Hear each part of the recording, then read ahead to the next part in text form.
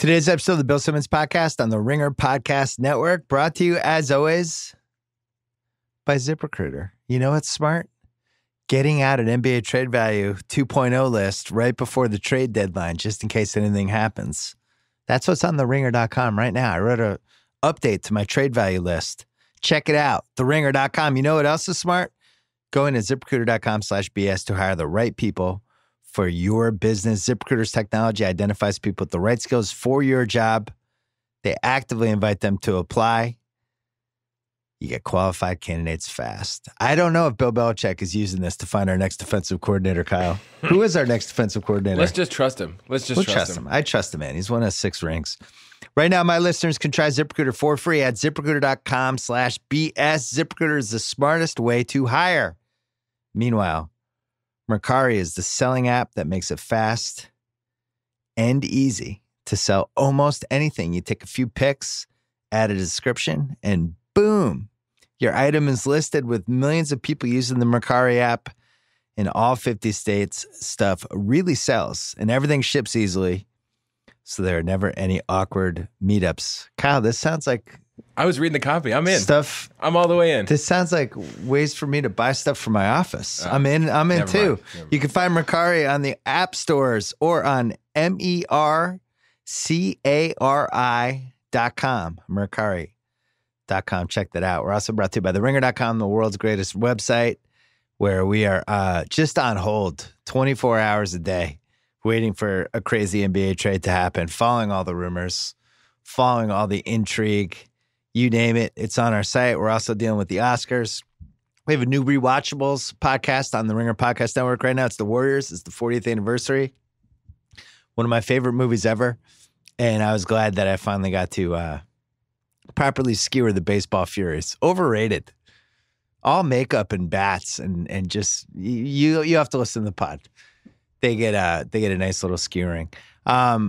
Coming up, Spike Lee was in the house on Friday, and man, it was really fun to interview him. We talked for almost an hour and a half, and we're going to run that right after we talk to Joe House briefly, just to talk about Trade Value List 2.0 and a couple other things, and then a lot of Spike Lee. So maybe like 20, 25 minutes with House, and then hitting Spike Lee hard. Spike was great. I really enjoyed it. I think you'll enjoy it too. First, our friends from Pearl Jam.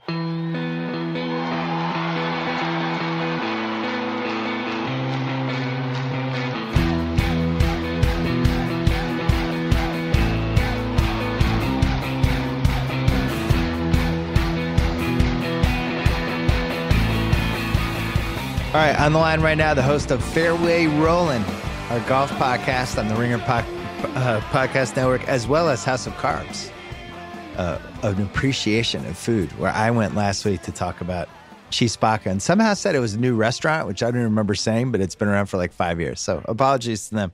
House, quickly, the Super Bowl. Did you win money?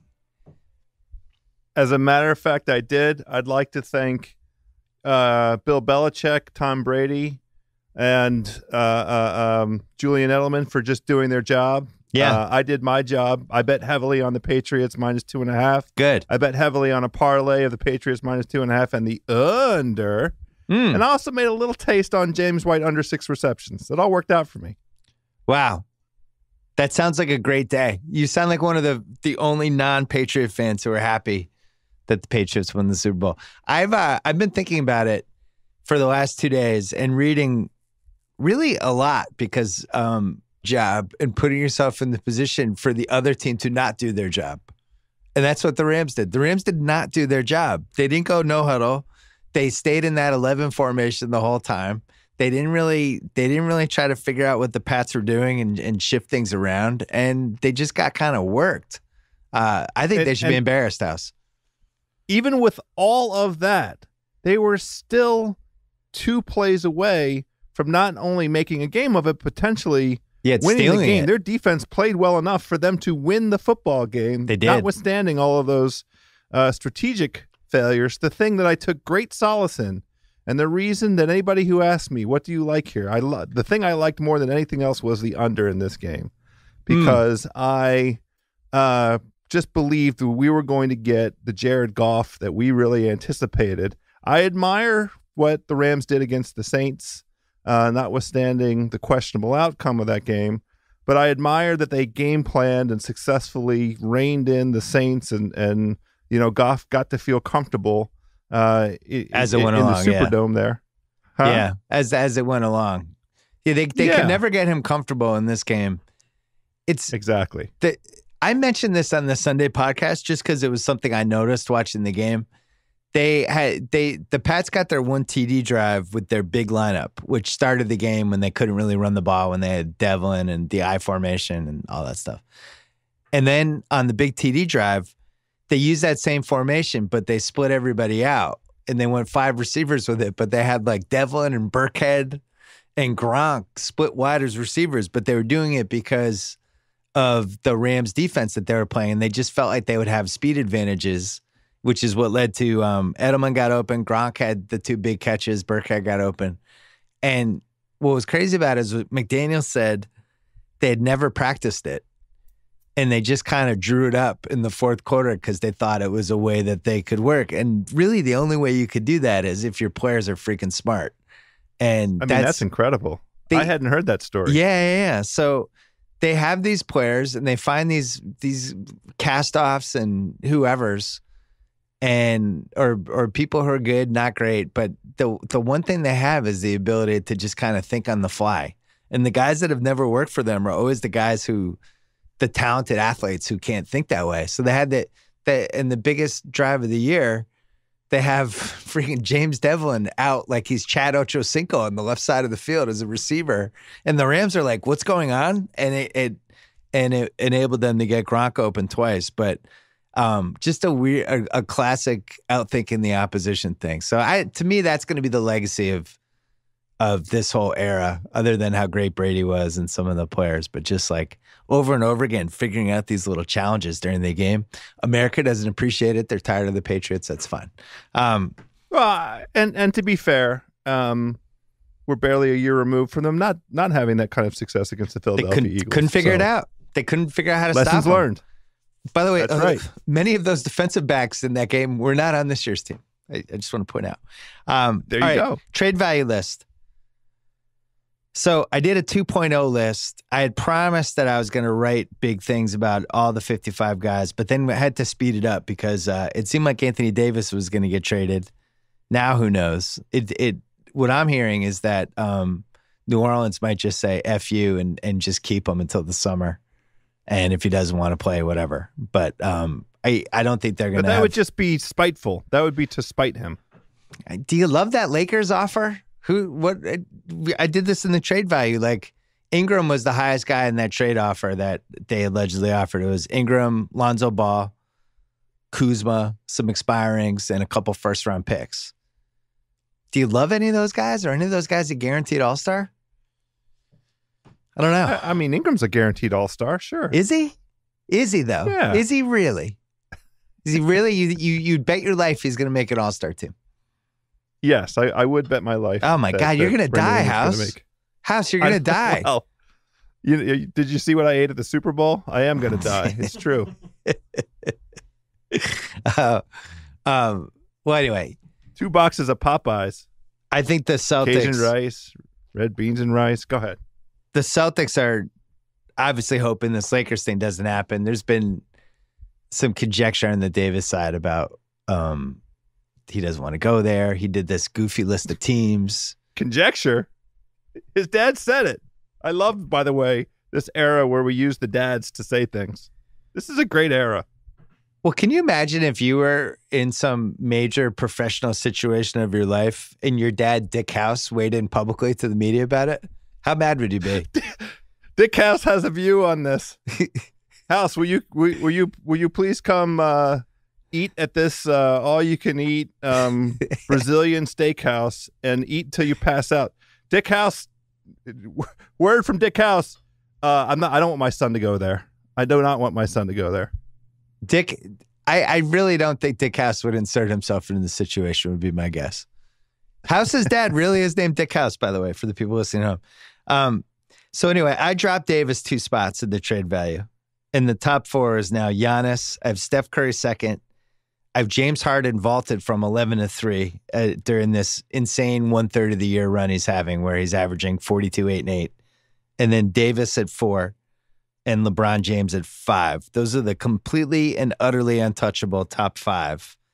Any disagreements with the top 5 house? No. As we sit here today, there's no quibble that can be had. So the one quibble is whether Luka should be in there or not. No, that's not a quibble. You sure? That's a take. That's some take stuff. You sure? Let them win 35 games. Let them win 38, 39 games this season with that cast of characters around him. And you know, let's let the season end before we go out and coronate his ass. Okay. So the next 3 were Doncic, the Joker, Joel Embiid, 6, 7, 8. Any of those guys have a case to be in the untouchable top 5? You know, the only one that jumps out at me is Embiid. Yeah. If he can stay, and look, listen here. I'm knocking so loudly. Do you hear me loud? I hear you. Dear Lord, please let him stay healthy. I can't tell you how much I enjoy watching him play. His inside-out game is so perfect for this basketball moment that we are in right now. And he's got a terrific competitive attitude. Yeah, me too. I really liked the game he played on Thursday where he didn't play well, but he still really affected the game in Golden State, and they ended up beating Golden State. He was like 8 for 24, but he got to the free throw line. He protected the rim. He grabbed 20 rebounds. He played really, really hard, and he was like, you know, he's challenging shots, and I just thought he was a monster in that game, and he didn't even play well. And he had Boogie Cousins and Looney getting thrown at him. So I have him 8th on this list, and it's purely a health thing. That's it. If we didn't have what happened in the first 3 seasons happen, I think he would be like 3rd, you know. But I'm with you. I agree. He's up there. He's up there. He's up there. So then it's Durant and Kawhi, soon to be free agents.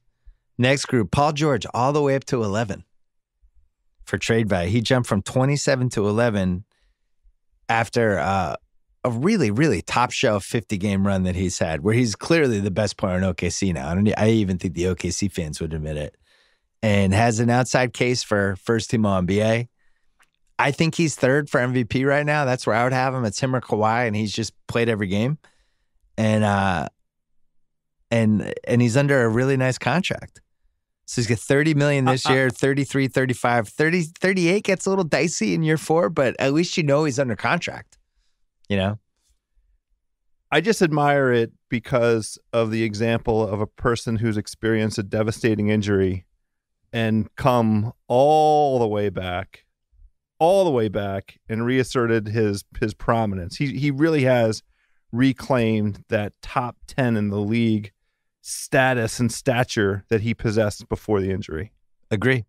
So then the next group I had the hardest trouble with. This is Group E. I don't know if he's a franchise guy, but he's our franchise guy was the group. In order, starting with 13. De'Aaron Fox, Ben Simmons, both under rookie contracts. Karl Anthony Towns, who is under a giant contract. Donovan Mitchell, rookie contract. Devin Booker, Jason Tatum. Tatum is under a rookie contract. So here's the case for Fox, because statistically, just Fox versus Simmons, just in a vacuum, Simmons is probably more talented. But here's the case for Fox. And part of the goal with doing trade value is trying to feel out what the trade value is for the team that has the guy, how unlikely they are to even consider trading him. What Fox has done for them, what he's done for the fact that he likes to be in Sacramento. You have a guy who actually likes being a Sacramento King, who's already a leader, who plays with a real competitive spirit night after night after night, is easily a top 3 or 4 most fun to play with guy in the league. And you know he's going to re-sign there. He's 21 years old. He plays so freaking hard every game. I really do think it's affected the other guys in the team in a positive way, where Buddy Hield, Bagley, people like that. Like they're getting the best out of those guys, partly because of what Fox is doing night after night after night, the way he handles the media, all that stuff. To me, that's like a true franchise guy compared to some of the other versions of it where we've seen where it's like, oh, I'm not that happy right now. Who knows? I might go somewhere else. Or somebody like Kyrie who has blamed the young guys 5 different times and then won't even talk about his free agent status anymore. And De'Aaron Fox is just like, I want to be here. We're going to win. We're coming night after night. And I think that stuff matters. What's your take on that?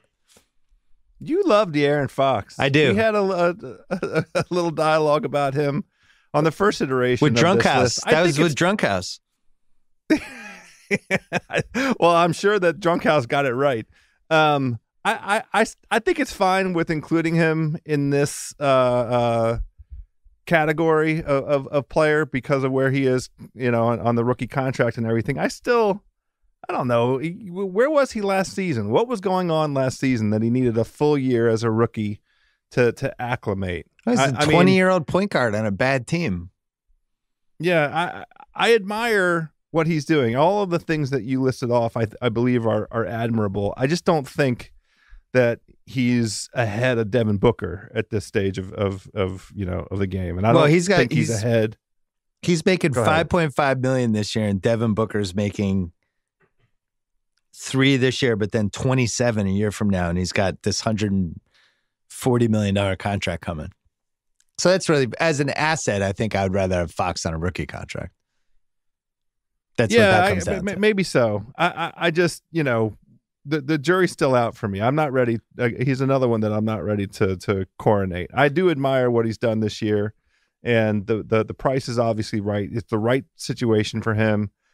Congratulations to Sacramento for lucking into a young foundation finally. It's a really fun team to watch. For 15 years. I know. Huh? It's a really fun team to watch. I hope Sacktown Royalty writes a shitty post about you.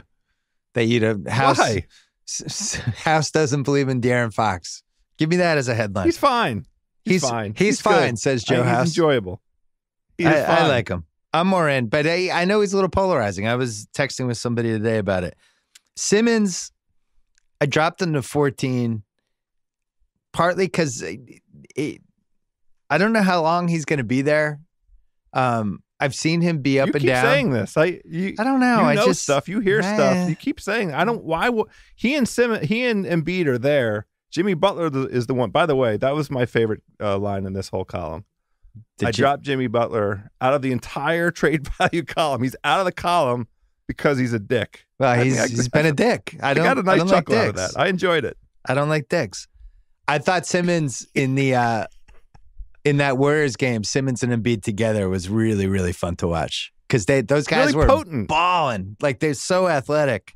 And Simmons, who still just can't shoot, but he's like crashing the boards now, and he's figuring out when they go to Embiid on the post or whatever, how to kind of lurk around on the baseline the way Rondo used to, and then come flying in for the offensive rebound when the shot's going up. The frustrating thing for me is I just want to see him do the Magic Showtime thing on fast breaks, and the league doesn't really do that anymore. I almost would have rather seen Ben Simmons 35 years ago when we didn't have threes. I wish we put Ben Simmons in a time machine and have him go back to 1984. We need to see him. He needs to start at this point of the season trying one face-up jumper from 16 feet or beyond. Just one. Just try one a game to show us that you care and that you're trying. House, that's not who he is. That's like an important part of your game. That's like me telling you, I just want 2 salads from House a week. Just 2 salads. That's it. That's not who you are, House. You're not gonna have a salad. But I'm willing to change. I mean, we're in our we're in a bump year this year. You and I are in a contract year. Big things are happening for us. Yeah. So I might try a salad. Karl-Anthony Towns and Mitchell, I've been happy with how they've been playing. Mitchell especially, because Mitchell, I was ready to drop out of the top 25, but he's been on a nice little run the last 5-6 weeks or so. And whatever happened to him in the first, 20 games of the year or whatever, it seems like he's snapped out of it. Interesting guy. I think 2 things real quick on him. he read too much of his own press over the summer. He enjoyed himself too much this summer. Yeah. And Utah played, I think, the hardest schedule in the league the first part of the season. If not the hardest, one of the top 5. And they didn't do great with it, and he didn't do great with it. They're in a much more favorable zone right now, schedule-wise, and this is, the D-Mitch that we want to see. So just zipping through the rest of the list a little bit. Oladipo had to drop to 23 because he got hurt. No, apologies, Victor, but you're hurt. Marvin Bagley made a nice little jump up to 24. I don't know if you've been watching the Bagman lately, but first of all, really kind of gifted offensively already. I mean, we knew he was talented, but is doing some stuff on ISOs and low post stuff that I thought he was maybe a year away from potentially. The other thing I like, he's always around the rim offensively. Shots are up, and he's just his hands are kind of just around the rim. Like he's trying to get tip-ins, and he's just active.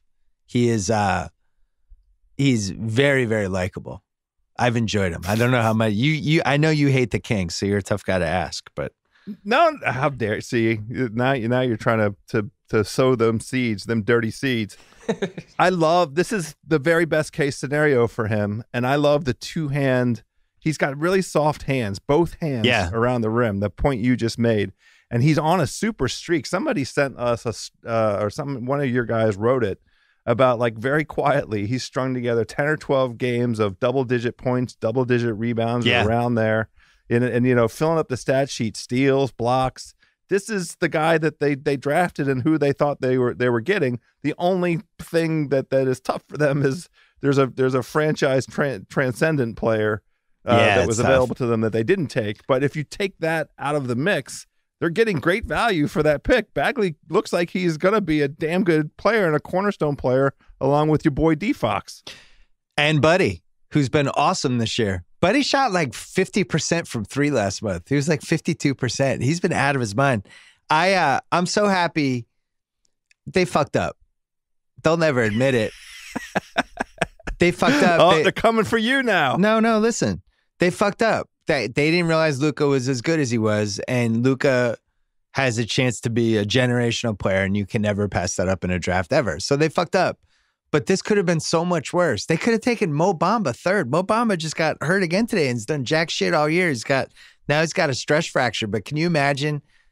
I mean, the old school Kings move would have been not taking Luka and then having Mo Bamba and his stress fracture as a rookie year. And like that would have been the classic path for the Kings. Bagley's a really good consolation prize for missing out on a generational player. I'm all in. I really like him. I don't think he'll ever be as good as Luka. It goes without saying, but this is weird. Only you're going to understand this, but he's the kind of guy we used to love playing with when we played pickup all the time. Absolutely. You know what I mean? Time. I would love to have played pickup with Bagley because, as you said, soft hands. He's around the rim. He's going to tip in my misses. He's always ready for the ball. We can throw him the ball and cut and do stuff. I think he'd be fun to play with. Yeah, he plays like. He went to Duke for 4 years. He plays like he has all the fundamentals of his game. It's a unique kind of trait for a guy coming out after 1 year. A little reminiscent of Chris Mee from the old Holy Cross days. Oh, Chris Mee. Chris Mee had both hands, very soft. Shout out to Chris Mee, lefty. Yep. Little Chris Mee-ish. All right, nobody knows what we're talking about. So just jumping around a little bit, I'd knocked Ayton back from 24 to 32. I'm not giving up on him. I'm not even going to raise any red flags. I'm still not totally sure what he is and where he fits into whatever the league is now. Well, that Phoenix has some identity defining yet to go. Like they don't know. Their GM has been there for 2.5 months. I mean, like they got their own shit to figure out. I know what Bagley is, and I know what Jaren Jackson is. And I think I would rather have those guys than Ayton. But I also wouldn't rule out a world in which some team figures out exactly how to use him correctly, and it becomes what it becomes. But I just think, for me, Jaren Jackson and Bagley, there is no way they're not making it. Then ripping through a couple more guys. A couple newcomers. John Collins on the Hawks. He's. I mean, can we talk about the Hawks for a minute? The Hawks, we're done. They have 18 wins already. We thought they were going to have 18 wins all year, and it's because of John Collins. Are we sure it's not the Winging It podcast? Are we sure it's not the podcast bump? The Podfather brings Bays and VC into the fold. Might have been Annie. And Annie might have had something to do with it. I watched the Hawks last night. They dismembered. Now, I mean, I got to try really hard not to use a whole bunch of foul language talking about my Washington professional basketball franchise now. Yeah. It's a sad day. But they it's not a surprise that Washington tried to beat them by outscoring them, and it didn't work out because the Washington roster right now is Bradley Beal and 11 bench guys. It's the best bench team in the NBA. It's just that all of them have to play. Yeah. Well, the Hawks are pretty good. But the Hawks were good. Yeah. Herter's good. At 19th. Yeah, no, I almost put him in honorable mention. He's perfect for this NBA. I almost put him in honorable mention. I really did. I actually thought about it. He is a Ringer staff favorite. And then Collins has been good. Trae Young is still all over the place, but at least he's not. Yeah. At least he can run the offense. And they have some other guys I like too. Taurean Prince had a good game. Taurean Prince is night. good. And I don't know. They're playing hard. I'm shocked. All indications said they were going to try to go 12-70, but the reality is Collins is a 22-10 every night now. And just too much pride too. That's part of the thing that I admire. They're just not out there to run through games and collect paychecks. They play. I'll leave you with this and then we'll go because I promised it would only be 25 minutes. What's the most fun Zion destination right now? What would be your power rankings? Because I think Atlanta has to be in that conversation. Oh wow. I didn't really think about them, but I will have them in the top 5 now that you mention it because I agree. There's so much that could be done there. Cleveland's worst case scenario, Zion, right? Huh? Cleveland's worst case scenario.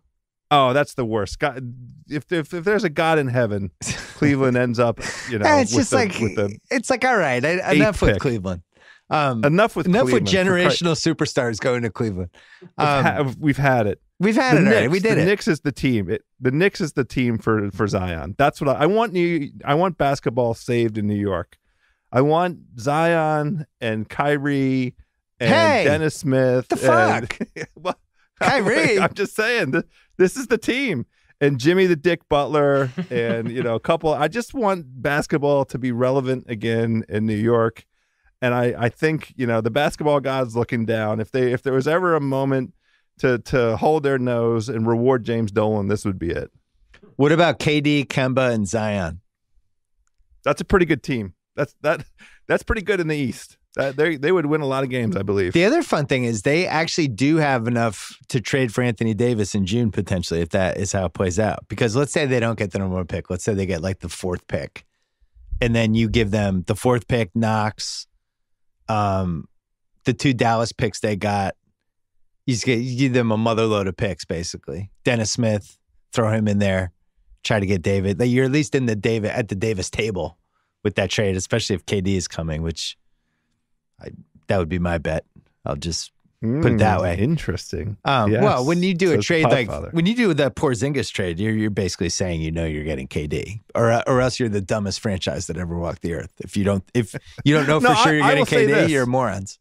This is the segue I was looking for. Yeah. Because we're not going this whole conversation without me talking about John Wall's Achilles tendon. Yeah. The Knicks did, I believe, a very sound risk assessment in a vacuum of what Porzingis on a max contract would represent to them in view of the 2 injuries that he'd already experienced in his professional basketball career. Yeah. And I think it was perfectly sound risk assessment. We're going to offer the max to this guy. He will take it because every rookie that's been offered the max takes it. And then what are we stuck with? Can he flourish here? Can we help him avoid injury here? What do we have around him? I don't mind that trade one bit. I think from Washington, D.C., sitting and objectively observing that the way that went down, I thought they did fine in that trade. I thought they got good assets. They cleared the decks. They're ready for New York to be back on the basketball map. Unlike what's going on here in Chocolate City, the basketball team, I don't know what to do. What are we supposed to do? John Wall tore his Achilles tendon in his home. They want me to believe that he slipped and fell in his home. Bill Simmons, you're almost 50 years old. I'm almost 50 years old. Let me tell you the last time I slipped and fell in my home. I can't think of it. The slip and fall in our home is what professional athletes use when some shady shit has gone down that they had no business being involved in. Under the influence, not under the influence, I don't know. The last prominent athlete I can think of who fell down and derailed a terrific athletic moment was Dustin Johnson, who slipped on a slippery floor the week of the Masters and missed the Masters and a good chunk of the season. We're supposed to pay $180 million to a guy whose entire basketball identity is built on his physical strength and speed. Homie is out of the league as far as I'm concerned. And all I want to do is STRETCH. What am I supposed to do? That's all. Incredible. I'm going to give my thoughts on that in 1 second. I want to do this read for you. Here's the thing about being a Boston sports fan this century, House. With 12 titles and counting, it just completely ruins you as a sports fan. Suddenly you expect a title every year, or in our case, every 4 months. But that's the funny thing about better. Once you've experienced it, you can't go back. Like how we've won 12 titles this century, which is the gist of that Hulu commercial I've been seeing everywhere. It's all about how Hulu has tons of shows and movies, exclusive originals like The Handmaid's Tale, plus live TV for sports. And that once you get Hulu, it'll ruin TV for you forever. Start your free Hulu trial today at Hulu, Hulu, you might have heard of it, .com. Live TV plan required for live content. Restrictions apply. Somebody wrote that for me, and I just couldn't wait to read it to you, House. I hate Hulu. You love Hulu. I have it. I have it. We pay for it, but I hate that ad read. F you, Hulu.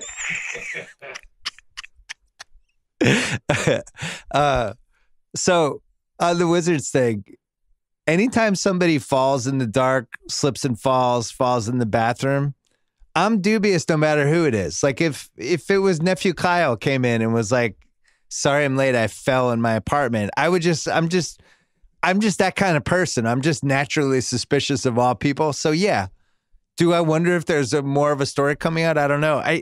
You would really have to, I was thinking about it, you really have to fall down the stairs, right?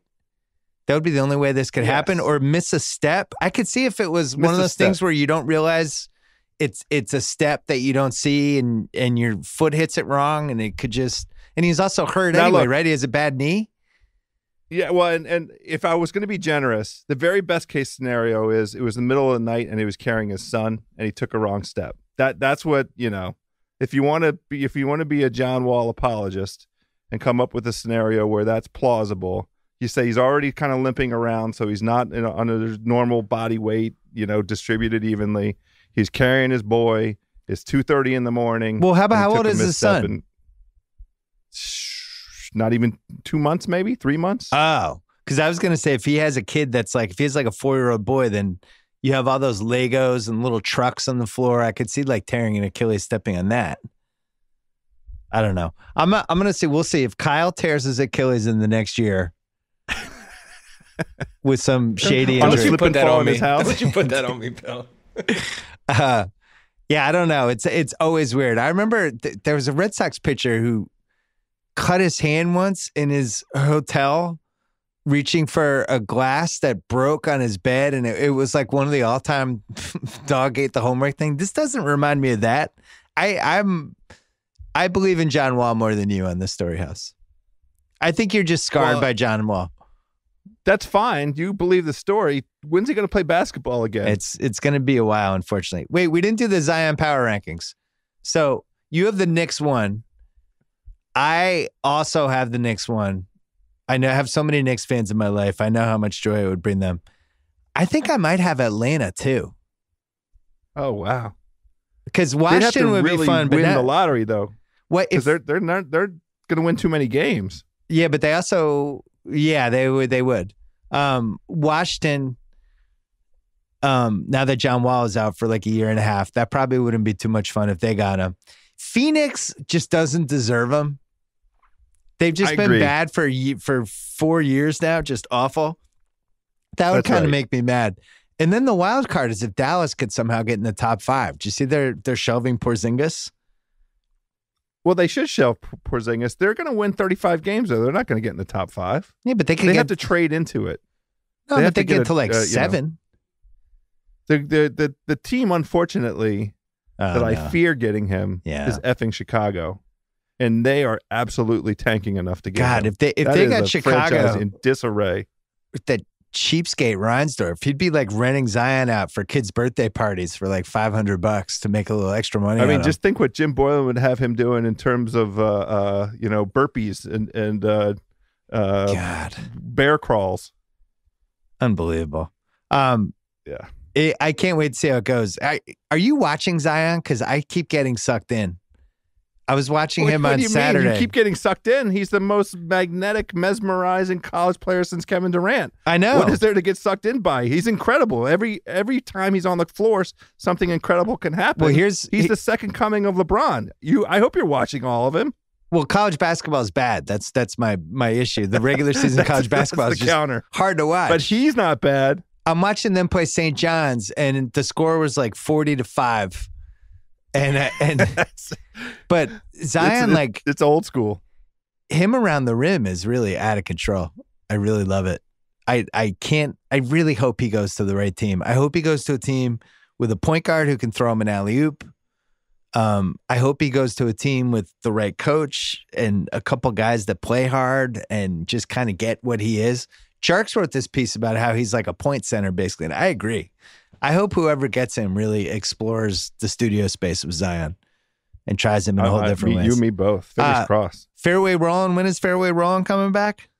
Next one on this coming Monday, we'll have a wrap-up of the Pebble Beach Pro-Am and look forward to I don't know what tournament comes next. Is that sponsored by someone? Hold on. Let me look it up real quick. No, I think it might be Riviera. We're leaving this in. What? Hold on. I think it's Riviera. Hold on. Podcast. What? Definitely not taking this out. I have to type with one hand so I can hold the mic. You know, the insane thing is I haven't even been drinking. February 14th to 17th, Riviera Golf Course. That is exactly what we're previewing. Yeah. The Genesis Open at Riviera. Tiger is back in LA. It's his foundation that's one of the beneficiaries of this tournament. It's going to be a terrific preview. Chris Vernon and I will have some awful selections for ways to lose money, and we think we're going to have a pretty great surprise guest. Awesome. House, a pleasure as always. Sorry about the John Wall's news, and we'll talk to you soon. All right, before we get to Spike Lee, if you are listening to this podcast, you've already figured out smart ways to spend your time. Here's another one. The New York Times crossword app. The crossword app is a fun, clever way to stay sharp. Every day, a new puzzle, a new opportunity to challenge yourself and play. And now, with the mini crossword, you can squeeze in a game in just a couple of minutes. Wow. Each mini puzzle is stimulating, quick, and most important, fun. Play by yourself or challenge your friends, then post your best times to share the satisfaction that comes from solving. Whenever you have downtime, discover wordplay every day. It's time well spent. I've been doing this as I've been watching old Sopranos episodes. So there you go. That's how exciting my life is right now, baby. Sopranos. Check it out. Download the New York Times crossword app at newyorktimes.com/mini. And since we're here, check out the awesome basketball podcast we have in here. Not just the Ringer NBA show, which is going 4 to 5 times a week these days. Winging It with Vince Carter, Kent Bazemore, Andy Finberg. Just an unbelievable slate of guests so far. And then the JJ Redick podcast as well. So, and who knows? We might be adding another basketball player after the All-Star break. You never know with us. Check all those out. Speaking of basketball, coming up for the first time ever, Spike Lee. Here he is. All right. We're taping this Friday morning. The NBA is basically exploding. Porzingis traded yesterday. This morning, Kyrie made it seem like he's just doesn't know what he's going to do starting July. And now everybody thinks KD and Kyrie are coming to the Knicks. Randomly, just today, Spike Lee in the house. First time we've ever done a podcast, and this is like suddenly the best day in Knicks history. Well, thank you for having me. And I don't think that it's random I'm here today. You think the spirits work in a mysterious way? It really does. So I'm 61, and I've noticed that very rare things that's random or coincidence. Things, spirits, ancestors, all types of stuff are in play. And I've had this podcast for 12 years. I've been waiting for you. Now, all of a sudden, today is the day you show up. That's not a coincidence. I don't think it is. It's not random. Glad to be here, my man. Glad to be here as well. Cool. And you're wearing your Yankee hat. And you're wearing your Patriot. Well, who's your football team? New York Football Giants. Okay. But growing up in Brooklyn, here's my 4 guys in Brooklyn. Okay. Mays, Ali, Walt Clyde Frazier, and Joe Willie Namath. Oh, wow. Namath. Well, in 4th grade, we had a teacher named Miss Erba. Blonde hair, full breast. And her claim to fame was she went out to date with Joe Namath. Yo, wow. And we loved her. And I asked Joe, first time I said, Joe, do you ever remember this woman? We had a teacher. She said she went out to you. So Joe Willie says, so Spike, what'd she look like? I said, well, she was blonde. I said, you got to give me more than that. I said, she's got a buxom and blonde. I said, Spike. Not good. We were dying laughing. So you wrote a basketball book before I did. Well, and it was all about how you grew up in MSG. In Brooklyn, yeah.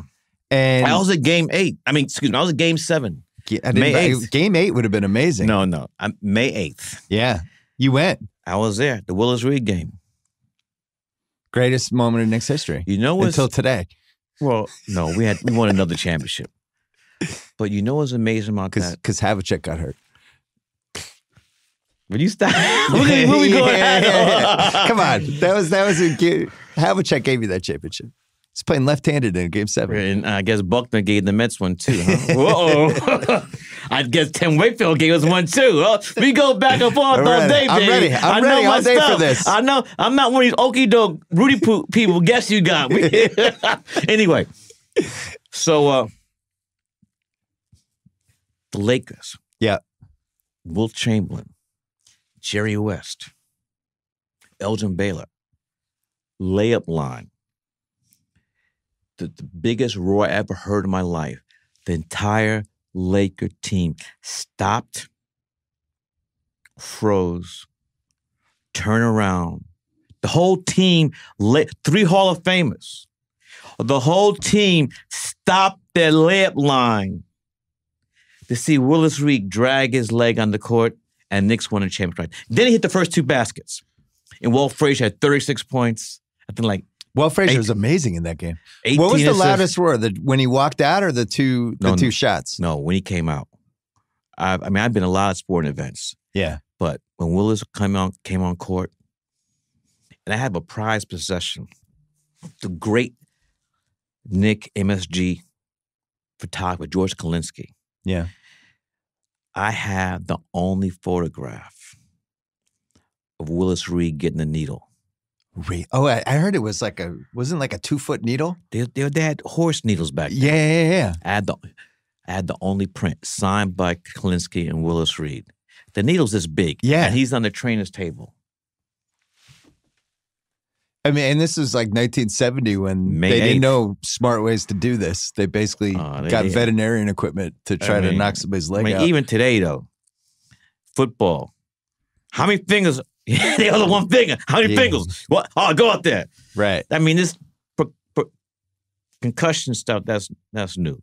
So I was saying, we did a podcast yesterday after Porzingis got traded, and I was saying that I felt like the Knicks fans had replaced Red Sox fans since we won. Here's why. It wasn't. So how many years? You had one for 46 years, but we hadn't won for 86. But the point we got to put the Cubs in that too, though. But the Cubs won. I said, but until. Yeah. That was 1908, right? But here's the thing. you have these generations of Knicks fans, right? Mhm. The Knicks start in 1946. Like my friend William Goldman, the screenwriter who was going to those games all the time, he just died. Yeah. 40 Great 45 screenwriter. years Mhm. of his life. At the end there, he doesn't get to see it, but you have all these generations. I think that's what makes it different. You have Knicks fans ranging from age 2 to age 90 that have been kind of living and dying with this. Well, there's always hope. Now you And- have it. And now, if we get, what's messed up? Now they changed the rule. Yeah. So now it's the 3 worst teams get 14% chance. And they had to do that because Philly, they were tanking 5 every straight year. years. So if we get blessed by the basketball gods from above, and we get Zion, it's over. Have you seen It's- Zion in person? No. The game they played at the Garden, I was out of town. But is this going to be like the Garden's going to be rocking? If we have, again, let me knock on, this is a nice table here. You cannot. This is wood. Yeah. But is this is this Boston wood? It might be a reverse jinx. We brought, But well, we brought it from South Boston, but it's wood. oh, I'm not tapping on that. So you think this is set up here? This is a dope bean double cross having me tapping on South Boston wood. Not going for it. Unfortunately, we got it in LA. I wish we had brought it in Boston. But Durant, Yeah. Kyrie, Zion, Without me. Dennis Smith Jr. Would you just stop making movies? What would happen? You retire at age 61? You're done? You Nah, I got another 20. But get another 20? Kurosawa was in his 80s. Clint So Eastwood's it's like late. 84. Who? Clint Eastwood's like 84, right? Well, I'd rather quote Kurosawa Okay. Fair. and Fellini. No disrespect to Clint, but That was a little. no, not at all. Because in film school, I saw Rashomon, Yeah. and that was gave me an idea for my first film. She's Right. the Habit. So I that's remember. why, no disrespect to Clint, and I got to meet Akira. So, but this is Well, can you ask what your reaction was to Porzingis hearing about I that was trade? shocked. Were you So- upset? I don't know, because I was doing interviews yesterday. So I turned my phone off. I turn it on. Oh, no. It almost exploded in my head. I said, what? That's a WTF. What happened? What happened? Yeah. I said, didn't you hear? Were you a believer in Porzingis? Till he got hurt. Because he had that 10-game stretch at the start of last year when it looked like he was going to be like a 30-12 guy. And then it tailed off a little bit. He tailed, look, I was not that kid who was crying or saying at the draft. Yeah. I like this game. And here's the thing, though. In today's sports world, the players have so much control. And if you have a guy that doesn't want to be there,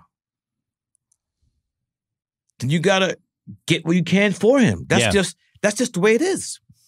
To have a guy on a team that doesn't want to be there and the whole team sees that, it's not a good mix. My reaction when the trade, we did a podcast right after, and I was like, this is terrible, classic Knicks. But then the only thing in their benefit is I heard what you just said, I've heard over and over again from people connected to them. And I was like, he didn't want to be there. He was going to leave.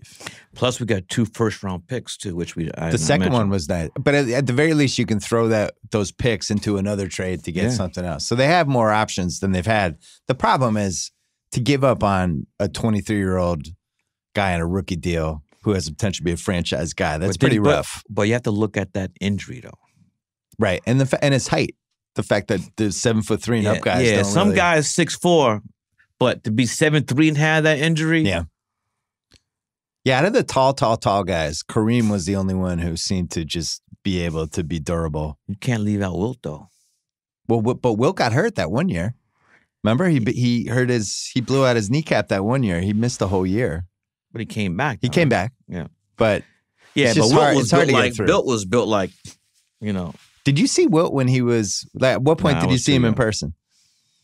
Later on. Later on. I mean, from my first memories of going to Knick game, my father was the 68 team before they made the Busher trade. So, That team was good. I mean, we had the pieces, but it was when the Busher came, that's when it really came together. Late great. You know, he pitched for the Tigers. I know. No, the White Sox are Tigers. No, he pitched for the Tigers. Yeah. The Busher. And let's talk about this. What do you think your theory is? Yeah. When the late great Dave DeBuscher put his hand into the thing for the draft, was an envelope in the microwave or did it come out of the freezer? No, it was Stern. Stern put it in there. I'm saying about when he was picking. So The Busher, the people were picked, they put their hand in the thing, the envelope. It wasn't David Stern. No, Stern was the one who picked him out in a row. Stern was the one. The thing was a little bent. That makes it worse, though. It was a little bent on the side. The commissioner was doing, I thought it was. No, it was Stern, but it was a little bent on the side. I've freeze framed it because technology is better. It did look like he picked the one that one of the sides was. So I thought it was just a Busher. So Stern was in on it, huh? So if he did pull it off, it's the greatest magician trick of all time. If they had frozen the one envelope and he just like I heard it was hot or cold. You just feel the hot one, feel the cold. It's either one. It's like that's Patrick Ewing. Who's also the next day got my season tickets for the Knicks. 84. The very next day. Oh, that was 85. Year after Bernard. Whatever. Patrick Ewing. Yeah, spring 85. I was online 6 a.m. the next morning, got my season ticket. Were you Bernard guy or no? Bernard's from my neighborhood. Okay. Bernard was incredible that year. Bernard's from my neighborhood, Fort Greene. There's a hospital in my neighborhood, Fort Greene, Brooklyn, where Bernard was born there, Albert, Mike Tyson, and Michael Jordan. It's called Cumberland Hospital. It's amazing. And Little Anthony Imperials, and Dana Dane, all born in the hospital in my neighborhood, in the People's Republic of Brooklyn, New York. Bernard went head to head against the 84 Celtics. Oh, he can't. And Maxwell said he's not getting 48. Cornbread. He put said up like that bitch 48. didn't get it. And he gave it again. And he did it again. It was amazing. So every time the Celtics come to the Garden, because he does the radio, yeah, I always look at Cornbread, and he said, "Don't come over here, because he knows I'm going to bring up Bernard King." You used your movies to attack Larry Bird. I didn't appreciate it. No, here's the thing, though. I didn't appreciate it at all. But here's the thing, though. You said he was ugly. No. You put John Savage in a Bird T-shirt and had him run over somebody's sneakers. I saw what you were doing. Those weren't sneakers. Those were Jordan 4s. Yeah, exactly. No, this is real. Here's the thing. I have always admired Larry Bird. I've never said as you were disparaging him. No. Let me use your characters to disparage him. Who's the ghost? I mean, who's the guest on this? Here's the thing, though. I've never, ever, ever. Larry Bird's a Hall of Famer, great player. My comments about Larry Bird were not directed to him. It was directed to the white media, pushed him into position of being the savior, which he didn't want. He didn't ask for that. I agree with that. And so I met Larry recently. Really? We had a great talk. Did he know about the movie? Yes, man. The first time the movie came out, I was sitting courtside and Danny Ainge was looking right at him, and Danny Ainge was sitting right next to him. Danny Ainge was pointing at me and saying, "Yeah, that's the guy right there." So you guys, Danny Ainge, that's true. But here's the thing. I had the utmost respect for Larry Bird. Larry Bird, all he wanted to do was play ball. It's true. He had the unfortunate situation where, because he was so great, and he was white, and he was Boston, he was put in the position of being the savior. I remember, if you watch back in NBA, CBS Sports, I'm not going to name announcers. Larry Bird was at the Boston Garden at 6 a.m. this morning, and he put up 20,000 shots. Kareem didn't work. Well, and Magic, Jabbar, too. Magic put in more work in his game than anybody. But that was not the narrative. Yeah, it was always Bird running in the garden around the laps. So I get it. My stuff was not meant to be at, and Larry, look, in fact, when I met Larry last week, I brought up the whole thing, that famous picture, him choking. Oh, him and Dr. J. Yeah. I went to that game. So I'll tell you what a gentleman Larry is. He said, well, he downplayed everything. Then I spoke to Barkley, and he told me what the real story was. Yeah. But that shows you how great a gentleman Larry. He didn't want to get into that. Well, he loved Dr. J. He loves Dr. J. Yeah. So he wouldn't. He said, Spike, we just had those things happen. You know what happened though? Because I went know, to that yeah. game. He was busting his ass. I know. And he started talking shit to him, and Julius didn't like it. I know. Yeah. So I had the utmost respect for Larry. Great player, one of the greatest of all time. So we're cool. He used to be great in MSG. He used to love playing there. He used to have great everybody. games there. If you, all the real players would come to. I mean, come to if you come in the MSG. Garden, you're not going out the night before. Right? That's one night. You ain't, after the game, maybe, especially the team has to stay another 2. But you come in the Garden, you're going to bed 9 o'clock. Right. You might put other stuff on another city, but the New York, it's this. That's the world's greatest arena. And the other day, James Harden, he said, 61. You know what? Yeah. What did he say before the game? I've never had a Garden moment. Yeah. But luckily, he 1 point short of tying Melo's record. And Melo amazing story. I did this documentary called Kobe Doing Work. Yeah. So we did the thing, but for the DVD release, we wanted to have what do you call those things? Commentaries. Commentary. Thank you. So the only time he could do it when the Lakers came to the Garden. So we were scheduled to do the commentary after the game, and that's when we scored 60 points. Oh my God! Seriously? At the commentaries after the game, we scored 60. Broke the Garden. They broke the Garden. He said, Spike, this is all your fucking fault. He said, I'm blaming this shit on you. I knew we were doing a commentary. I said, I'm just going to break a record. And you went to the Carmelo game, right? I was there. He left some on the table. He came out with like 4 or 5 minutes left. He could have gone for 70. It always drives me crazy. I saw Carmelo the other day, and I said, "Do you know about the way?" He said, "Yeah, people hit me up." Yeah, he said, "Carmelo, he could have gone for at least 68." Give me your top 5 because you did this in your book. Players? Yeah, your top 5 right now. Or teams or players? Players, because you did this in your book, but you wrote your book 20 years ago? Yeah, 15 years ago. I know there's this current debate about who's the greatest of all time. I don't want to do that because I think it's era specific. But I have to mention that knowing that the debate's come about since what LeBron said. Yep. And I don't know, you bring a team back down 3-1, I don't know how to make the greatest player of all. So for me, players I saw, MJ, born in Brooklyn, New York. He grew up in North Carolina. Michael Jordan. Okay. Kobe. Kobe 2. Okay. 3. LeBron. You say it sadly. No, I got respect for LeBron. Even after he didn't come to play for you in 2010? That he has to look, my thing is this. Do what's best for you. Is it true you made a video for the recruiting video for 2010? No, I was one of, a whole bunch of people did it. So you did? Yeah.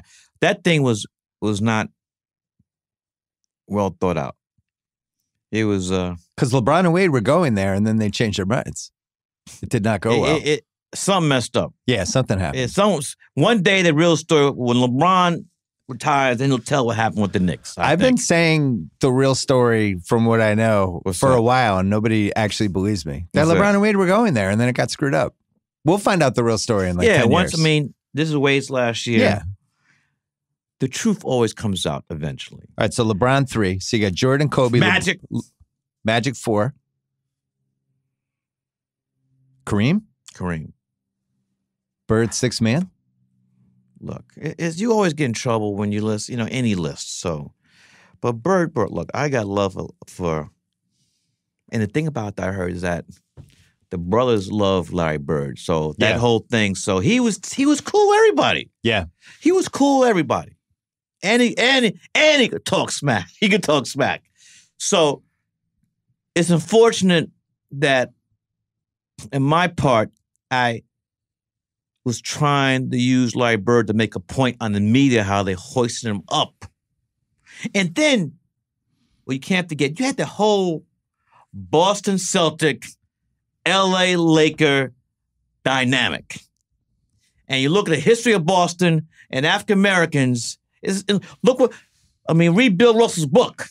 Yeah. I mean, the Red Sox, the last team, Pumpsy Green, so they ain't changing Yorkie way for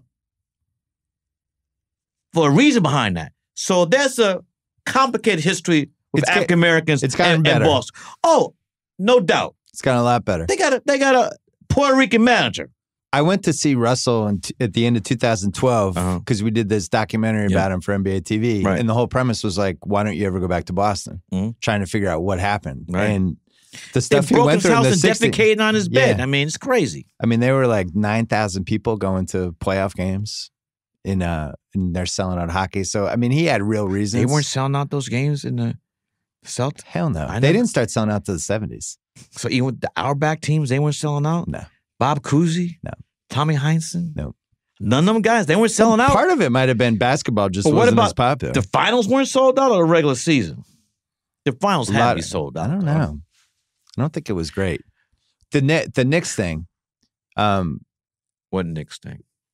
Well, just the fact that you've been terrible this whole century, basically, except for like a 9-month span. Like, at what point do you look at this big picture and go, why is God doing this to me? Well, what did Red Sox fans say? What did Cub fans say? Well, you guys got there first. What was the cruelest moment of the last 20 years for you?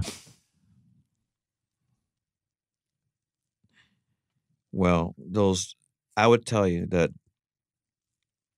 those Pacer Knicks series. So you're going into the 90s. Yes. That's how far I have to go back. But when Reggie, look, I also like to say, me and Reggie are cool. So when these things happened 20 years ago, all's good, all love, all good. When Reggie went off that Game 5, I woke up the next day. Because every morning I go to Corner Bodega, get the papers, get my coffee. Bagel, cream cheese, cut down the middle. The bodega. And so I go to the papers. I'm on the front page, New York Newsday, New York Post, and New York Daily News. I'm on the front page. And Game 6 is Market Square Arena. I'm like, no, I gotta go.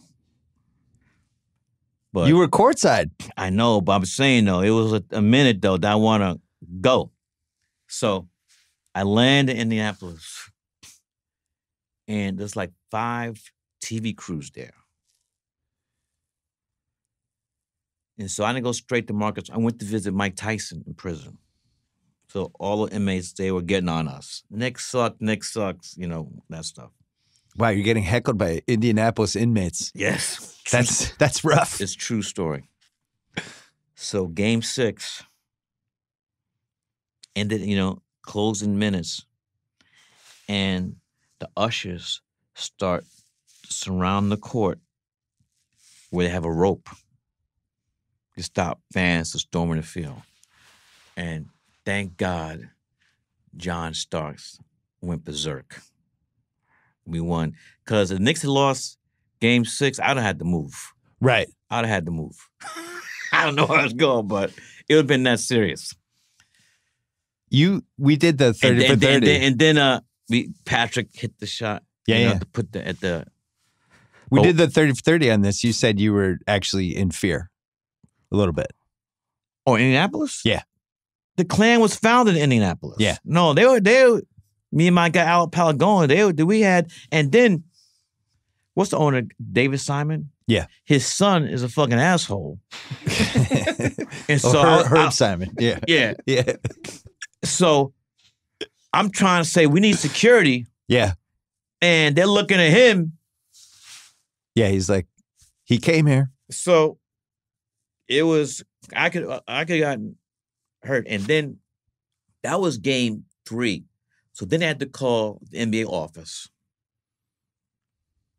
Then they assigned someone to me from the league. Yeah. But I mean, if you saw 3rd and 30, you know the pennants. Yeah. They would turn the pennants upside down, so it was a Hood Clan. It's in the piece. I remember. So I don't think that would go over well in the internet era. well, They would be sending those pictures out pretty fast. well, they got those faces. But anyway, that was Patrick, and Patrick jumped on the Scores famous picture, jumping on the Scores table.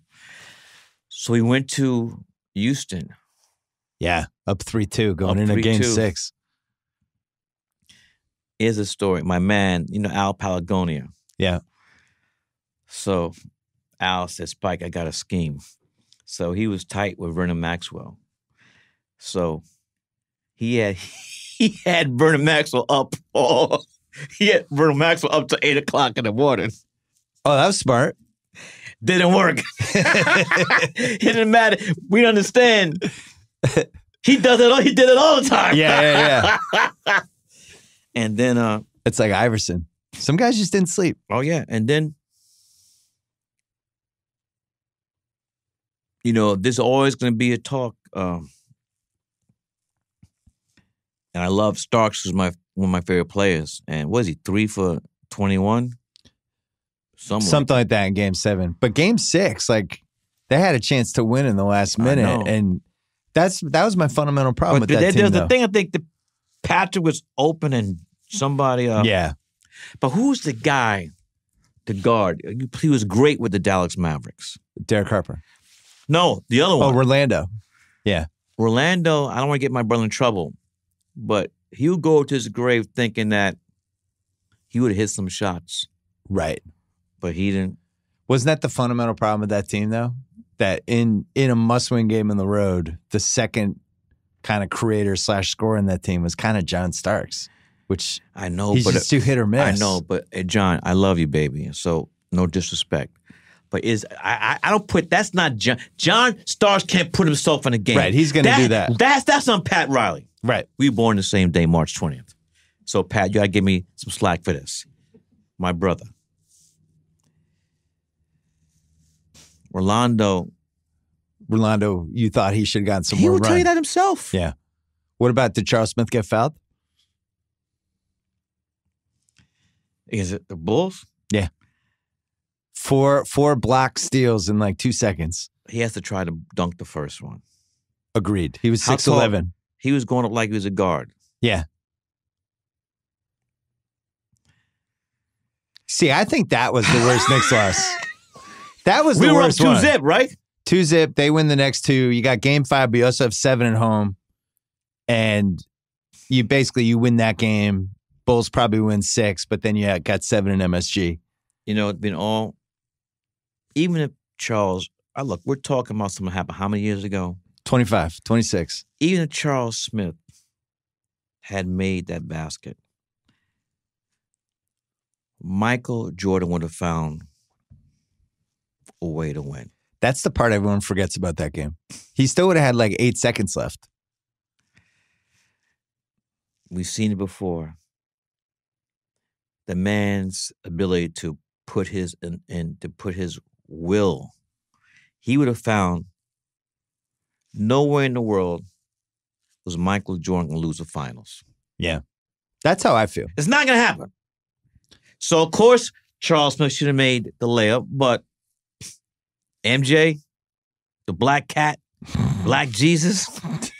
I thought Earl Monroe was the Black Jesus. What? I thought Earl Monroe was Black Jesus. Wasn't that his actual nickname? Yeah, that was the first, but they had it, He passed it along? pass along. Yeah. But, and so that's why when you get into the whole LeBron, how many finals has LeBron lost? A lot. He's also had some ignominious exits. Look, Jordan's Jordan really only has- had one bad one, and when he came back from baseball and Orlando beat them, that was the only time he's kind of Didn't what's his name steal the ball from him or something like that? Nick Anderson Nick did. Anderson. But he missed some free throws, all right? In the In finals. the yeah, finals. I wrote my book 10 years ago, and it was like, look, Jordan's the best player ever. I'm not having this argument again. It's over. And now LeBron brought it back. well, because of the longevity. I think that's what's changed. He's having this Kareem type. He's going to have a 20-year career where he basically has not gotten hurt and has been incredibly successful. How long was he out for the groin injury? He just came back. I know It was last his night, first but real injury. Yeah, but how many- 17 games. Here's the thing that I like to say, which not you, but because you knew more than me. But if you add up all LeBron's playoff games, It's like 2 more seasons. That's 2 more seasons. It might be 3 actually. we got to do the math. But Well, I looked it up. he's played additional at least 2 more seasons because he's going to the finals every year. Whether he wins or loses, he's going to the finals. He's at 55,000 minutes if you add the NBA, the regular season, and the playoffs. But as you know, the playoff minutes are they count like a minute and a half. So it's so intense. Look, So I don't know how long he's going to do it. Look, I got number love of LeBron, and We have to pick sides because I don't think they like each other now. I think there's some beef. between MJ and LeBron. I think there's some when beef. has MJ ever said anything bad about anybody I since didn't he's say anything publicly. all? I don't think MJ likes the GOAT stuff. When you're the GOAT, you don't like GOAT conversations. But all Michael said, he said this recently. I've never ever said I'm the greatest because I never played against the great players of other eras. He's against that stuff. You think it's a coincidence that he has a 10-hour documentary coming out now celebrating his life right as this LeBron No, GOAT it's thing not. hits out? No, it's a great move by They've him. been working. That thing's been on the shelf for years. You looked at it for a while. I well, remember they decided to go another direction. No, I remember when I was at ESPN, I remember we had that They legendary. went. All I can say is they went another direction. You had it though. You I looked never- at it. I remember. My brother, I don't know. I was there. Yeah. They went. I wanted you to do it. They went another direction. Yeah. Greatest 5 New York City point guards ever. Well, I'm not gonna put them in order, but No, you don't have to Tiny- put them in order. Tiny Archibald, Okay. Give me the Mount Rushmore. Give me give me 4. Mark Jackson, Charlie Scott was from Harlem. Oh, see, Charlie Scott's he's one of the lost guys. I know. Charlie Scott averaged 35 a game in the NBA one year. Lenny Wilkins, Boys and Girls High School. So you just listed 4. How many you say? How about most talented? Is Steph in the most talented 4? Oh, how can fit my brother? Hey, just Abraham Lincoln, a rail splitter, same school, Jesus Shuttlesworth. how much of He Got Game was Steph Marbury? Like stuff you witnessed. If you asked, if Steph was right here, he would say that there's about him. That's not true. But there's similarities because there's a point guard and it's Brooklyn and it's Coney Island, but the whole father-son thing and all that other stuff. But definitely, but you know who might make it too? Who? He's going to be a freshman next year. Uh-oh. Cole Anthony. Oh, I saw highlights of this guy. Greg He's lightning fast. The son of Crystal and Greg Anthony. Oh, he's Greg Anthony's son? Yes. I didn't know that. Yes. What school is he going to? He's at Oak Hill now. That's where I saw it. And they have some other kid on that team who's supposedly amazing too. Yeah.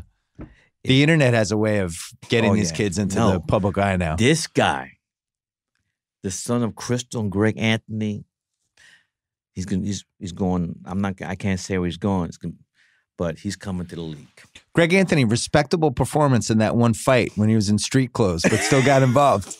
Remember that one? Oh, you know what killed us? That was a good one. What killed us? That series against Miami. The fight. Where that was a good team. The guys came off at the end of the game. Why did Charlie Ward do that? The game's over. This is 2 times because the 2007 Suns, that was the other team when that kind of changed the course of history. Then the next game, you had 8 players. They suspended the whole team. It was terrible. When did you feel like when you were sitting courtside, the guys on the other team were not only aware of you, but felt like they had to interact with you in some way as like a rite of passage? Well, I wouldn't say interact. Here's the thing. The whole thing with Reggie Miller blew it out of proportion because I'm not even saying like talking shit. No. I'm saying like Even pay before- respects. They always get lineups. You know, the pregame lineup or halftime. Usually come by. So that was happening in the 90s? Like before Reggie. Yeah, Do the Right Thing came out 89. Malcolm So it X started came there. out. It really started. I wasn't sitting courtside. Yeah, when did you get courtside? I moved down every year. They moved me down, so I couldn't afford courtside. Yeah. In fact, they weren't selling those seats. They gave them out to celebrities. Then they got smart. We could sell these tickets. Right.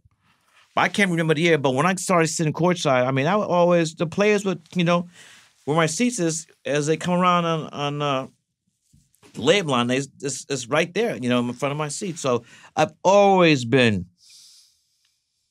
the thing with Reggie Miller, that put it out of I'd say nothing to Michael Jordan. Well, that would have been stupid. You can't talk to really Michael. been stupid. You can't talk to he would Michael give me a Jordan. wink away, but when he's on the court, man, he's not like, hey, Yeah. you doing? Hey, you doing? It's all business. Let me tell you this story. I never said this before. Oh, I love those words. When I was in an early year when the Celtics were real good, That's every year. but when it McHale, that team, Yeah. Noah Parrish, those guys, look, people, the whole Boston, New York thing is complicated. But anyway,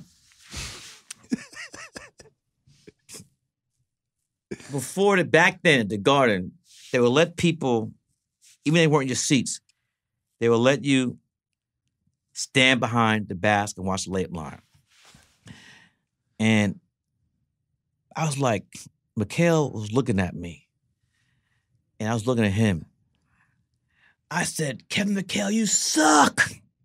And he looked at me. He didn't say nothing. And I felt so stupid. I never said it before. And then just being courtside and the abuse that athletes have to take from fans, it's amazing that, and I say this being, guilty of that. Right. And the way he looked at me, I said, I can never, and ever since I've been very. So you reined it in. The abuse, it's amazing the athletes don't choke motherfuckers left and right. That the Artest melee hasn't happened 9 times. Oh, yes. It's the abuse app. And because it's really, really horrible. I remember It's horrible. Game 6, 86 finals, Houston, Boston, the day after the Sampson fight. And Sampson came into the Garden. We were like ready for him. We had Sampson as the sissy signs. I was holding one. And he came in and the anger, it took him out. He was done. He had like 8 points. Yeah, He was done. Like you could feel the energy. As you know, everybody's not built for it. There's some Right. people, athletes that they'll use that, to get them fired up. Other Right. people they shrink. I had Denzel on the podcast about 6 months ago. Yeah. And I asked him, Denzel? well, you're not going to believe this, but he's very excited to talk about, I had heard a He Got Game story, so I'll get your version of it. Uh-huh. That he was supposed to lose the game 10-0, yes. and he rope-a-doped Ray Allen. What is your version of the story? Well, first, I'd like to say, we're talking about Denzel. Denzel played junior varsity at Fordham. yeah. Oh, he's proud to talk about it. PJ Charisma was his coach. Yeah. So, in the scripted version, the father-son battle and the He Got Game, the way I wrote it is that Jesus' shoulder was supposed to be his father, Jake, 12-zip. Now, Ray has never, this is his first film. So Ray is like, we got to do what the script says exactly. Denzel did not tell me, but I knew that no way in the world was Denzel not going to try to score a basket. Because Denzel still considers himself a baller. Yeah. So we start filming, and Denzel just throwing up some lucky shit. It's just humble. It's humble. I mean, he's banking shit in. I mean, it's like crazy. And you're just filming the whole time. You Oh, want I'm them to gonna let go. him play. Yeah. So after, I think like there was 6-something, Ray said, look, instead of saying cut, he's saying timeout. He's making a timeout sign like he's a referee. Timeout. And the great Susan Batson, who's one of the most phenomenal acting coaches. She's screaming at him, "What are you doing? What are you doing? What are you doing?" Denzel's laughing. And Ray comes to me and says, "Spike, the script says I'm supposed to win 12-0. and he looks at me, I go like this. What do you want me to do? What do you want me to do? So for Denzel, it was a moral victory. Yeah, seriously. Because he had scored, I think, 5 or 6 baskets. He scored 4. 4. So he said he told Ray beforehand, he's like, I've never been able to go left, but then went left. Like that's something I was not privy to. Yeah. He was trying to pull some Jedi mind trick on him. So and Denzel's very proud of his performance in the film because he scored those baskets on. He's a Hall of Famer. I gotta say that's one of my favorite sports movie scenes ever because I know because Denzel starts talking shit to him.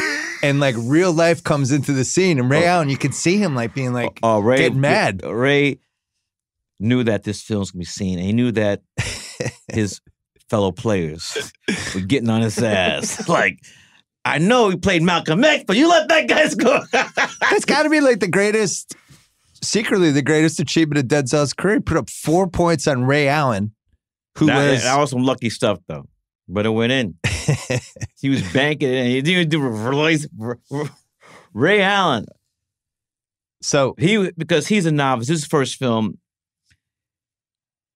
he didn't think he had the get up on the D, and Denzel's competitive, So you want to look like a punk out there, so he's going to try to. And also, it was better than I wrote. I agree. It was better than I wrote because the son has to win in the end, but you got to see the father score some baskets. There's got to be some father-son, I'm still your dad kind of. Exactly. I agree with that. Exactly. You ruined Hoosiers for me. Why is that? That was like my favorite sports movie ever. And then I read your book about it, and you pointed out Christus Attucks High School. You pointed out how racist it was at the end, where the Hoosiers team is playing the all-black team with the coach who was the 4-point lead, who just becomes a moron at the end of the movie. But Oscar Robertson was on that team. Right. Well, he wasn't. There was the one team that was went based to high on school Hoosiers. though. He went to play on Christus Attucks. It was like 4 years later. There was one black. There's only one black high school. It was Christus Attucks in Indianapolis. I think the Hoosiers team was like 1950, and then Oscar's team was mid-50s. But Hollywood, but you torched that movie. Hollywood, come on, you know how that goes. But I know you're going to agree with me. The greatest documentary, Hoop Dreams. There's not. Basketball documentary. You think that is the greatest? Hoop Dreams? Oh yeah. It's been often imitated ever since. Well, that's what happens when you set the standard. People try to imitate. What about that 70 Fish That Saved Pittsburgh? Where do you stand on that? It's funny. Fast Break? Bernard's in Fast Break. Gabriel Kaplan. Gary Kaplan. Kotler, right? Well, Welcome Back, Kotter. Yeah. Kotler. It's fun to see those guys. Mike Warren's in that. Harold Sylvester. What was the one with Shaq? That was Blue Chips. Nick Nolte was a coach? Yeah. But Shaq and Penny Hardaway. It's hard to do. Boxing's the easiest sport I think to recreate in the narrative film. But yeah, basketball, it just looks. Football. What about North Dallas 40? The 70s movies still hold up for me. Mm-hmm. I think North Dallas 40 still holds up. And Bad News Bears, that was good. Bad News Bears 2 was pretty good too. Slapshot still holds up. Longest Yard, I think, still holds up. Let's don't skip over Slapshot. Who's the star of it? Paul Newman. Cool Hand Luke. Yeah. Cool Hand Luke. And Longest Yard still holds up. Oh, let me tell a story. So I'm getting ready to do 25th Hour. Yeah. Phenomenal movie, by the way. Thank you. And I want to put up the Cool Hand Luke poster in Edward Norton's apartment. So I make the call, and they say, you got to call Paul Newman for permission. So I get his office number. I've never met him before. He says, come on over, Spike. So I came to his office. We had a good talk. Gave me the blessing to use it. Then Then after the film was done, I called him again, and he signed it for me. Really? And what people forget about Paul Newman, Marlon Brando, Peter Lorre, guys like that, they were marching with Dr. King. They were writing big checks. They were pulled in by Sidney Poitier, Belafonte. Those guys were very, very involved. A lot of people have let them out. They were really, really behind the movement, not just writing checks. They were marching, with King. So I want to bring it up. Paul Newman, and the stuff he's done with his charities. Yeah. That's my man. Cool Hand Luke. Bill Russell, you have a relationship with him? Not really. Because he was another one who was at the forefront of a lot of that Oh, stuff yeah, in the yeah, 60s. yeah. But Bill, if he don't know you, he looks like you're crazy. And my father-in-law and him played golf together. So I had to tell him, George Lewis. He'd say, oh, then I was okay. But if he don't know you, you just go walk up to him. And that's just, I'm not mad at him. That's the way it is. When you got nominated for Black Klansman, Mhm. and they said this is Spike's first nomination. Well, we gotta be specific. No, I mean for directing. and picture. So I was like, that can't be true. It's I was true. like, I've been here the whole time. It's true. And I follow this stuff, but I've had 2 websites that were sports and pop culture. I was like, no, and then I went through and it was like, oh. Screenplay for Do the Right Thing. Well, 89, the Do the Right Thing. no, I know, but the not getting picture in 89 is one of the biggest Oscar travesties ever. Thank you very much. But before... I'm not saying that sucked but you I know- up. No, I've but said you got to it. get nominated first to win. We only got 2 nominations. It was outrageous. Screenplay and Danielle lost out to Denzel for Glory. And then I had nominated for my documentary, 4 Little Girls, about the bombing of the 16th Street Baptist Church. And so what do you think happened 30 years later in 89? I'll tell you. Not exactly. getting nominated. Because you've gone on record talking about Driving Miss Daisy. Very good question. I think what has happened is that, specifically with the Academy, with April Rain starting Oscars So White, and then the president of the Academy of Motion Picture Sciences, Cheryl Boone Isaacs, they, with the link and Miss Isaacs, Cheryl Boone Isaacs, which is probably hard. Let me start again. Okay. What happened, I think, is that 2 things happened. With April Rain's Oscar So White, hashtag Oscar So White, Right. and Cheryl Boone Isaacs, who then was the president of the Academy of Motion Picture Arts and Sciences. Those 2 combined made the Board of Governors realize they had to open up the voting membership of the Academy. And not just have 78-year-old white people? It had to be open up. It had to open up. A And so- radical idea. And with this opening up of the membership, Moonlight, a whole lot of films, especially this year, the nomination would not have been there because it is more diversified. And the Academy looks more like the United States of America now Right. than it has in the past. That makes sense. 89, I mean, here's a perfect example. I would say that the Academy of Motion Picture Arts and Sciences in 1990, they voted on the films the year before, they're much more comfortable with the character of Hoke, who's driving Miss Daisy, than Yes.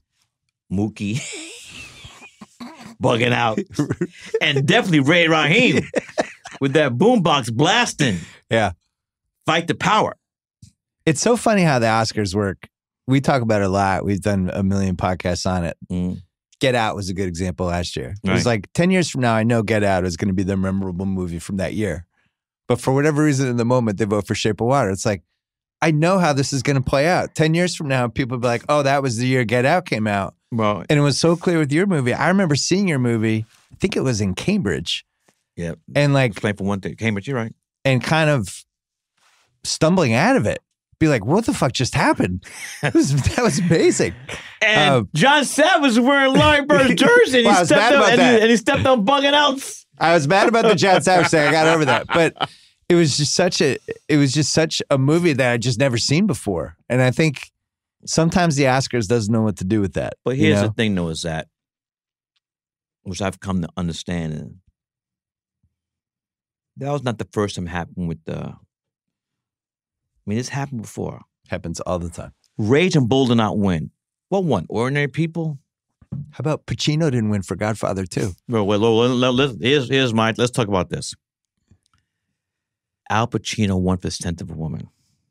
In 93. Over Denzel's Malcolm X. Right.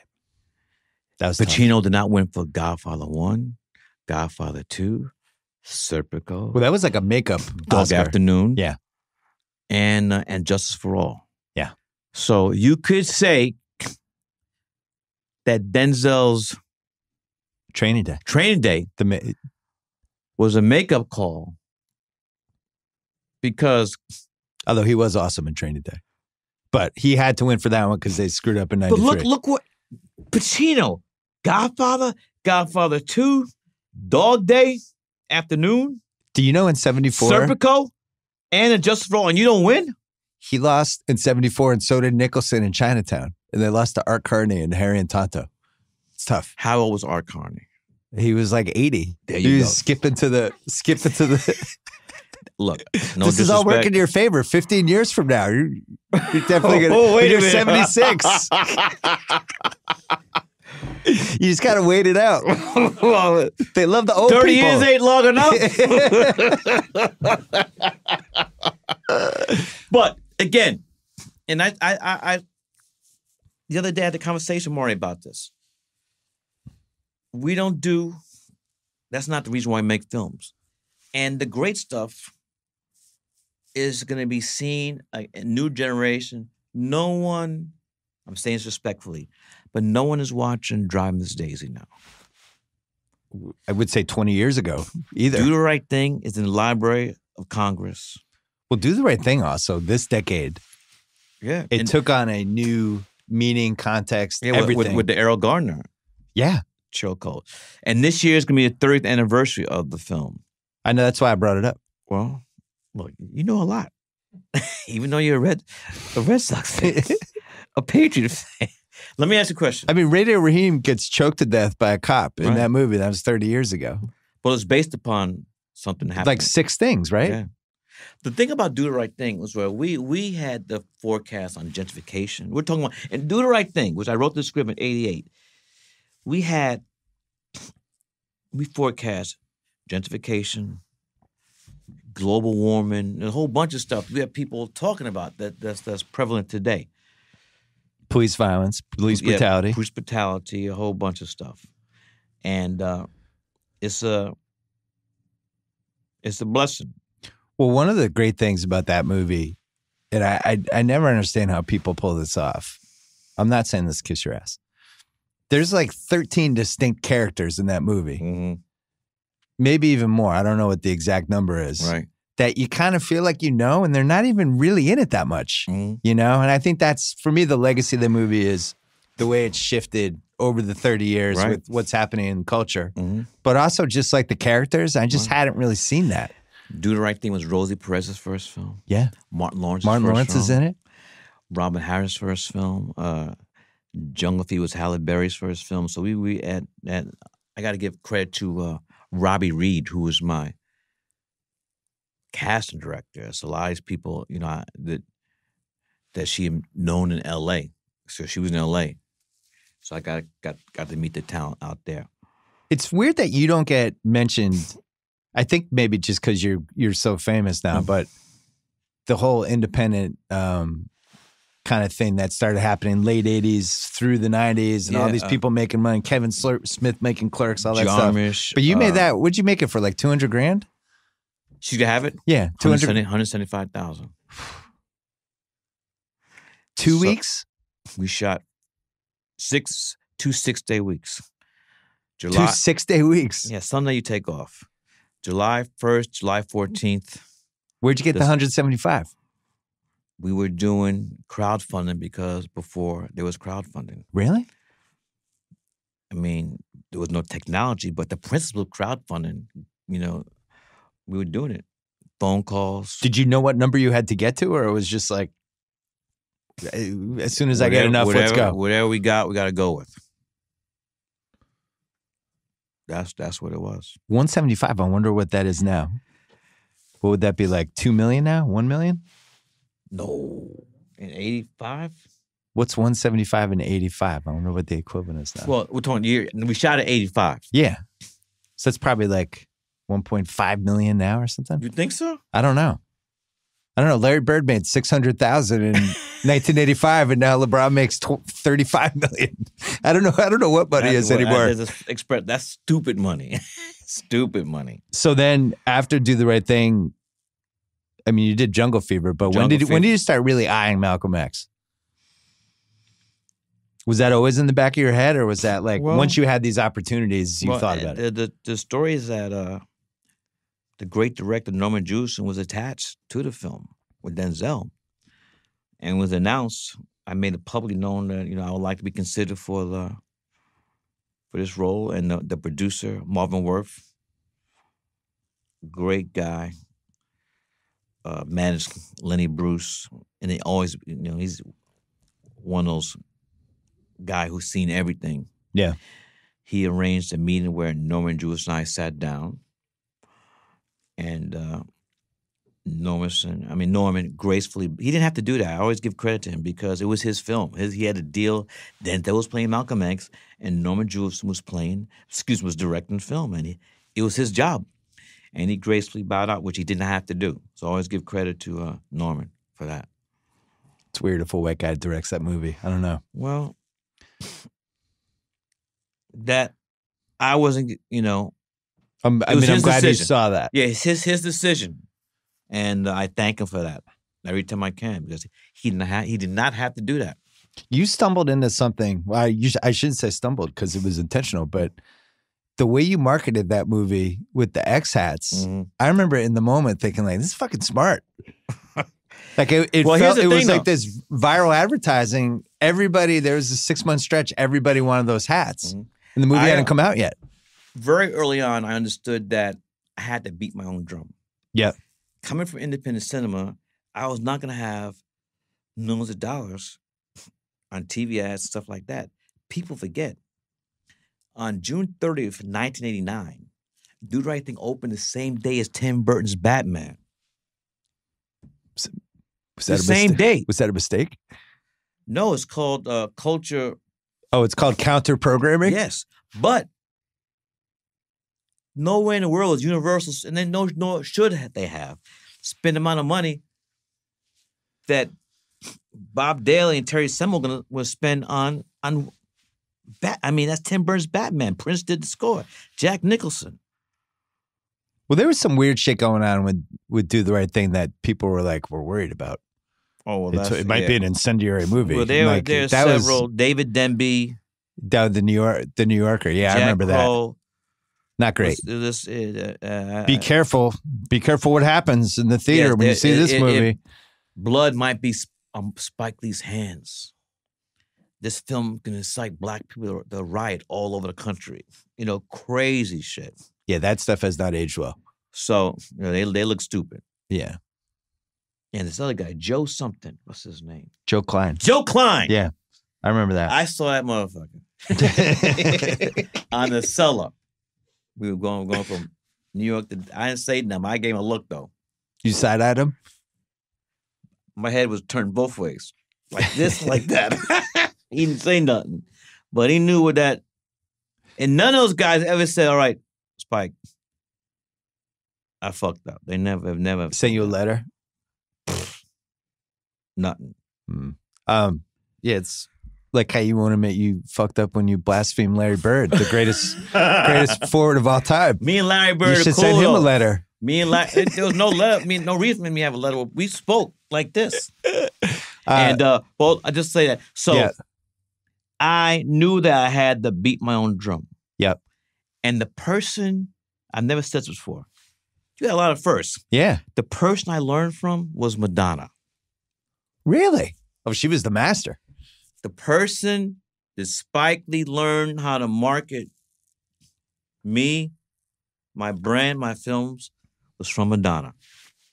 She True was the story. first one who figured all this shit out. She had it. She changed her look every year. Yep. Everything was I calculated. was studying her. Madonna. So thank you, sister. Madonna. Were you selling the hats? Who was selling the hats? Me. How many did you sell? She's Do you gonna remember? have it. I was selling. She's gonna have it. T-shirts in front of the motherfucking theater. True. How many hats you sell? Do you remember? We sold a ton. And then Like a people, million? People, not a million, but people doing bootleg stuff. So Yeah. Oh, that's yeah. but it wouldn't was be a hard to remember. phenomenon, though. Do you and, feel? and then at the end credits of Malcolm X, we show various people who gave us money to finish the film. So you see, there's a shot of Michael and Magic wearing I remember an X hat. when that Okay. happened. It was game over. Oh yeah, that was. How much? Did I does- tell you that story? No, please do. Well, we never got the correct budget, the appropriate budget for Malcolm X. Seriously? Yep. But everybody knew that. I knew it. Warner Brothers knew it. The Bond company knew it. So we always knew that doomsday would arrive, that day of reckoning where we were out of money. So we had planned the schedule. We would start in September, break for the holidays, and finish in South Africa and Egypt. And so once we came to that break, we were told that we have to cut the budget. They want us to shoot on the Jersey Shore instead of Egypt? yes. Oh no. And it was a rough time. Yeah, because those two locations don't look alike. And then another thing. The first time we showed Malcolm X to Bob Daly and Terry Semel, who ran the studio, was the day, I swear to God it's the truth, was the day on the Rodney King verdict. Oh no. The same day. And that cut was 4 hours. But to their credit, Bob Daly and Terry Semel stayed throughout the whole 4-hour screening while LA was up in flames. Jesus. So their assistants are coming in every half an hour with like notes and stuff, and we need to get a helicopter. I mean, they were talking here. I'm saying, you need a helicopter? I mean, LA was in flames. And to their credit, I know I'm repeating myself. I gotta give them love. The co-presidents of Warner Brothers, Bob Daly and Terry Semel, stayed throughout the 4-hour cut. Jeez. So they say, Spike. So later on, we knew no way in the world do we expect it to be 4 hours. We just want to see what it looks like. So then we had a 3-hour cut. And they said, Spike, we cannot release a 3-hour cut. The reason why studios don't like the longer lengths is because that means there's one less screening Right. at the theater. You have to do 7 o'clock. So and at the same 10:30. time we're doing Malcolm X, Warner Bros. Also has JFK. That was like 3 hours. You're killing my story here. My brother, slow down. So I know they're getting ready to release JFK. So I say, how long is JFK? It says like 2 hours. But they don't know I know Oliver Stone. Yeah. So I call Oliver. How long is JFK? Spike is 3 hours. Don't tell him that. See, directors, they look out for each other. So they didn't know I knew Oliver. And JFK was 3 hours. I said, all right, fuck it. We're keeping it 3 hours. So I was not going to cave. Warner Bros. Let the Bond company take over the movie. And the Bond company promptly fired everybody. All the people, editors, everybody fired. And we couldn't work. And I got paid $1 million for Malcolm X, and I put that entire salary into the movie. Jesus. So I didn't have any more money Yeah. to put in the film anymore. So doing this film, in pre-production of the film, one of the most important books I ever read was the autobiography of Malcolm X as told to Alex Haley in junior high school. And had to restudy Malcolm. And the thing that kept coming to my mind was self-determination, self-reliance. Self-determination, self-reliance. I said, damn, that's it. I knew I could call up prominent African Americans that had money. Not through the assistant. I had their phone number. I'd call them up. But the tricky thing is this. I had my Yankee hat hand out begging. The tricky thing being that the money I was asking for could not be an investment. It could not be a tax write-off. This just had to be a gift. So I made my list. First person I called was Bill Cosby. He said, how much you need? I told him. He said, Spike, I'll send you, put it in the mail. I said, no. So I got in the subway, ran to Bill Cosby's brownstone, rang the bell, hand me the check. I didn't even come inside because I had to get to the bank before he might change his mind. Right. Boom. So, Tracy Chapman. Tracy Chapman. Wow. Janet Jackson. Magic was involved, right? Yeah. OMG! My brother, let me tell the motherfucking story. You're killing it. I didn't know you were going in order. Yes. All right. Miss Winfrey. There's a woman named Peggy Cooper Cape, who's just philanthropist who just passed. Was she Oprah at that point? Oh, yeah. Oh, yeah, I guess she was. Okay. Prince. So Janet. And it came down to the last two on the list, Magic and Michael. Now, every time I'm making the next call, I'm asking for money. So I only had two more people on my list. So I called Magic, Spike, what do you need? Boom. So the last call is Michael Jordan, the GOAT, born in Brooklyn, New York. Anyway, I always say that. So I know Michael's very competitive. Michael doesn't want to lose motherfucking tiddlywinks. So I just happened to let slip how much Magic wrote on this check. And that was it. Michael said, Magic gave how much? Boom! So Michael sealed it. I was able to hire back my production team and post-production team.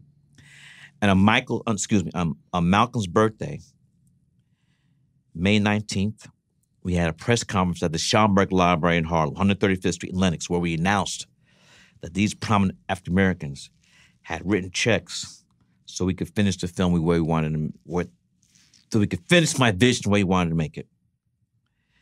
And the next day, Warner Brothers started funding the film again. My mother's grave, true story. True story. So every time I see anybody, I give them, where did I see Magic? At Sam Jackson's birthday party. I mean, that was a big birthday party. They're buddies. I know. I gave Magic sitting there with Cookie, lovely wife. I gave Magic a big hug. What's up, Spike? Why you hugging me? I said, yo, you wrote that check for Malcolm X. That was it. So all those prominent, Tracy Chapman, Janet Jackson, they wrote that check. And that's because I cannot cave in. Couldn't do it.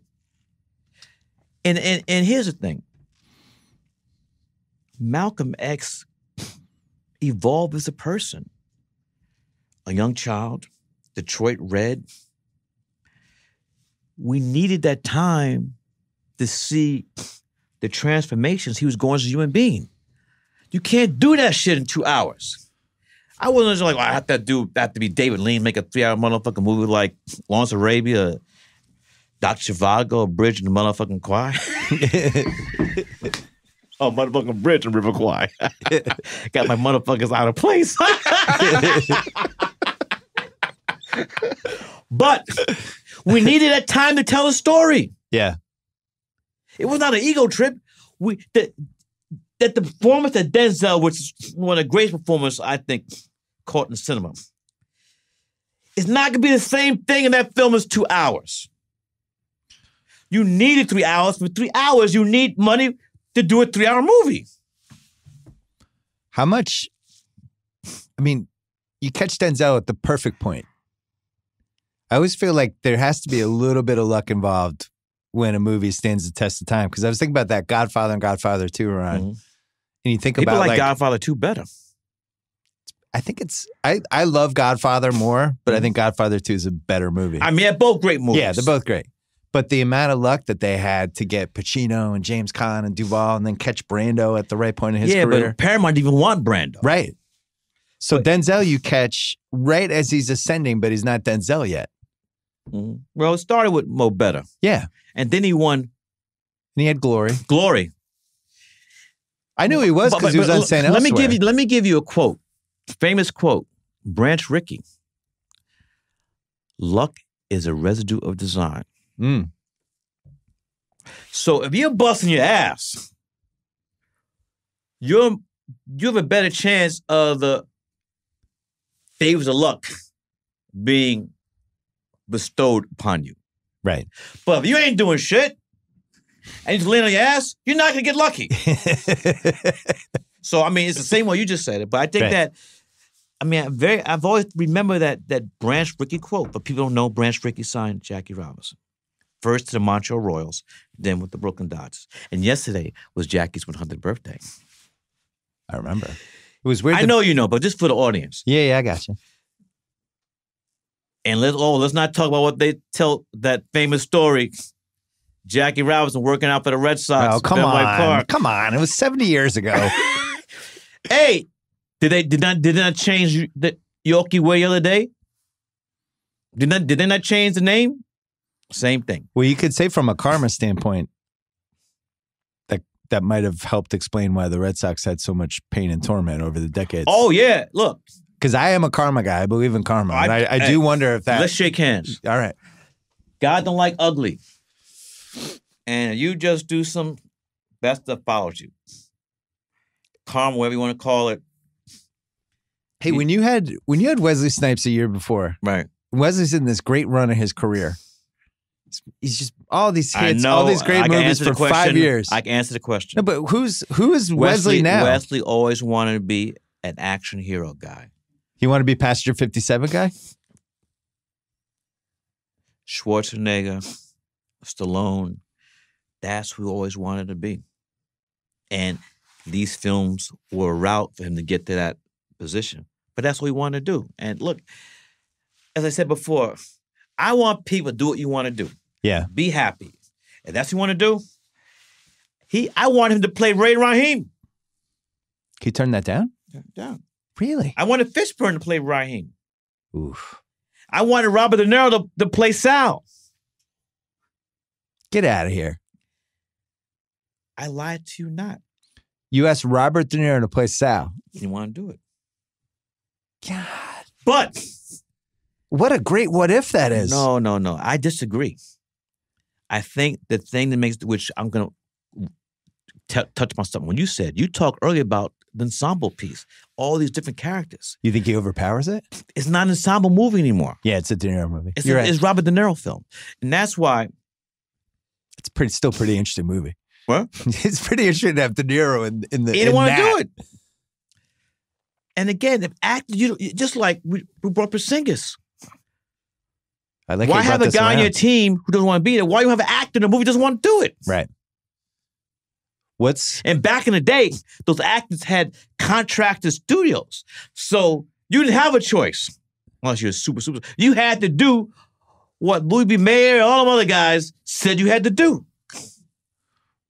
What's that class you had, late 80s? Do you feel like you were in a class? Oh, yeah. I mean, Like a direct class? Because Soderbergh, I did a podcast with on Monday, Mm. and he mentioned how you guys, Oh, yeah. you both had movies 89, and he was like, man, that was kind of, we bonded over a lot of stuff that year. I love Steven. And here's the thing, though. People thought that because of Sex, Lies, and Videotape and Do the Right Thing in Cannes and Sex, Lies, and Videotape won, what do you call it? The Palme d'Or. Yeah. My beef was never with him. Yeah. It was with Ben Vendors, who was the president of the jury. But me and Steve, people thought that, we were always good. We were just young filmmakers, independent filmmakers. Cool. And our hero was Jim Jarmusch. Yeah. Because Jim Jarmusch was ahead of me in NYU Film School. So my class of 82 was my great cinematographer who shot all my stuff in film school and my early films, Ernest Dickerson. Oh, and legend. Ang Lee. Yeah. We were all in the same class. Ang Lee? Yes. He can speak a word of English then. Ang Lee, Ernest Dickerson, Spike Lee were all NYU Graduate Film School class of 1982. Jesus. Same class. Who else is in your, when you think about you and Soderbergh, like those guys coming up late 80s? Before that, you had John Sayles. Yep. Michael Moore with his documentary. I know I'm missing some people. But it was a great time because independent cinema was thriving. Yeah. And At what point did you become kind of the dean of black filmmakers? At what point in your career did people? well, I don't know. Look, I'm not going to give myself that position. Well, but whatever here's you the wanna thing, say. though. You had early on. I'm here because of pioneers like Oscar Micheaux. Then you had later on Gordon Parks, Melville Van Peebles, Ozzie Davis. There's a director who gets overlooked a lot. His name is Michael Schultz. He directed a lot of those major hit films of Richard Pryor. Richard Pryor was the biggest star in Hollywood. And so then Robert Townsend really came out at the same time. She's a Habit, Hollywood Shuffle. Yeah. Then Singleton with Boys in the Hood. But he saw your movie and didn't he tell you, like, I'm going to do what you're doing? I was standing outside. I forgot the theater. Selling T-shirts, handing out buttons. And this skinny guy with glasses comes to me and says, my name is John Singleton, and I'm going to be a filmmaker just like you. True story. True story. That was a good one. We got this is the first time. We've never done this before. We got to make this. I was trying to get you on for years. Are you talking? I get along with anybody who loves basketball. Plus, we had it's my fault. I had to get through this Boston, New York thing, but that's over it. We had the Ralph Wiley connection. Yeah. Look, my apologies. No, look, I admire what you do. Thank you. You know what you're talking about. A lot of these people, they don't know what the fuck they're talking about. Just talking. I had one more question because you probably have to go. Yeah, It's just that I was interested in. 25th Hour. Ooh, I love that film. Didn't get nominated. And when you look at the list of people that films that got nominated, it's a disgrace. Did you know as you're filming that was going to be like the first post 9/11 movie? Because that's become part of the narrative. We of knew it. But here's the thing. Was that the biggest reason you wanted to do it? Yes, I'm a New Yorker. But here's a secret sauce. David Benioff, that was a novel. I know. And the novel was written pre 9/11. So it was my deal to make this story. I told David, this has to be post 9/11. The novel was written before. And Edward Norton and I have been wanting to work together for a minute.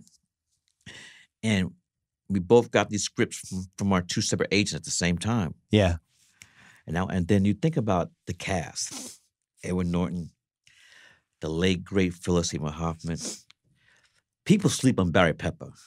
He had a nice little run. He was good in 61. No, he's I like 61. Oh, he's a great athlete. Yeah. Hockey, he's an athlete because every movie we had softball teams he could play. Rosario, Yeah. Brian Cox, Tony Siragusa. Yeah. His first. He's a Russian mobster. Yes. I was doing a piece. I was doing that film, Jim Brown All-American. And that year, the Ravens were in the Super Bowl. Yeah, Ray Lewis. So Coach let us, Jim wants to have the Spike, his crew, so they let us. And then I got tight with Tony Siragusa, and I said, had him come and read, and he got the part. That movie holds up. Oh, yeah. I think it's turned into one of the most important movies of that decade. Also, Terrence Blanchard's score.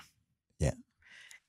Terrence, my longtime composer, and Black Klansman's first nomination. Barry Brown, my longtime editor, cut Do the Right Thing, Malcolm X, Inside Man. This is his first time nomination. Adam's young, but Adam Driver's first nomination. So when people saw me jumping up and down that video that went out, yeah, that was just for me.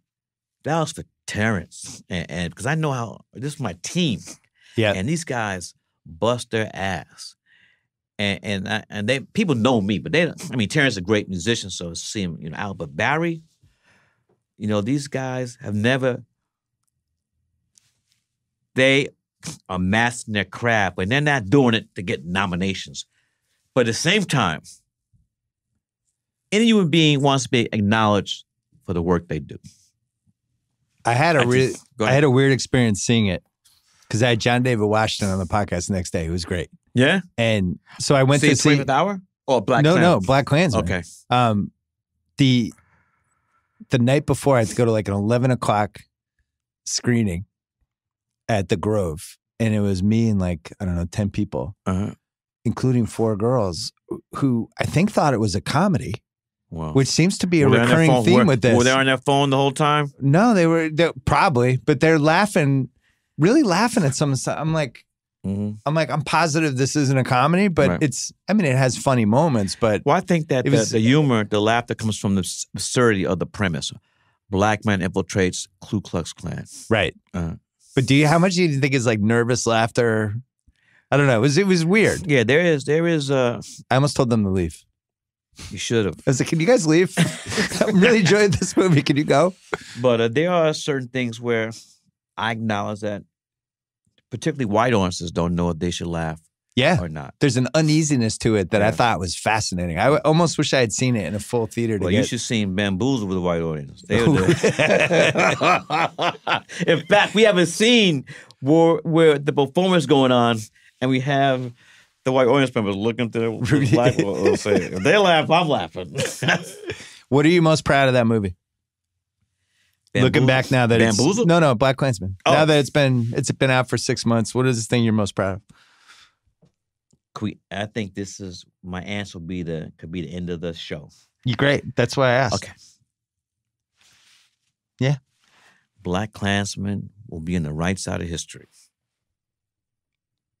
I like that. That's it. Spike Lee, I'm glad we finally did this. Let's do it again soon. I'm sorry the Red Sox took the Yankees mantra as the dominant American League team of this century. You had last century at least. Look. You had the 20th century was great. Excuse me. Now it's the Red Sox a better team last year. I can't debate that. Whole century, I would say. Listen, I'm only going 1 year back. You had last century. We got this century. It's fine. You're allowed titles. Your manager. Our manager's amazing. He is. First Puerto Rican manager. So look, we got work to do. What are you going to do about your reliever? We're fine. We have an awesome team. We'll get a closer in June. We're going to win every game by 7 runs, and we'll get a closer in June. We're fine. We're fine. You worry about your own team. You should be getting Bryce Harper right now. They're not paying him that money. Why'd they build that terrible stadium? That thing's awful. Thing's empty half the time. That's because what you're talking about, sir, is corporations taking over sports. They ruined Yankee Stadium. That's not the only one. We kept our integrity and kept Fenway Park. Look, we kept Fenway. Chicago kept Wrigley. I love Fenway. I love Wrigley Field. But what's up with the TD Garden? Listen, I mean, it's well, now it's you're terrible. Now you're fumbling and bumbling. Yeah, it's terrible. It's terrible. Corporate America.